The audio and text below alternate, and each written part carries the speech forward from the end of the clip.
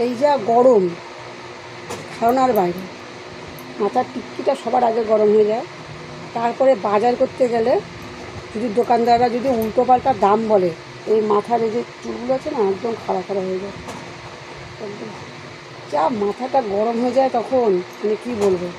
একটা দোকানে মনে করো তুমি একটা দোকানে গেলে, সবজির দোকানে, তাতে আলু কত করে, 20 টাকা করে কিলো।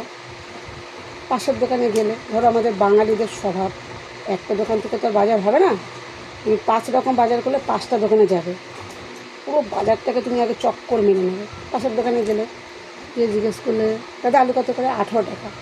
তখন তোমার আগের লোকটার উপরে ঠিক কীরকম রিয়াকশান হয় একটুখানি আমাকে বুঝিয়ে বলো। আমার কী মনে হয় তখন বলো তো, আর বললাম না, থাক। তখন আবার সবাই রাগ করবে, বললে বলবো না, না না আমি বলবো না, বলবোই না, একটুকুও বলবো না।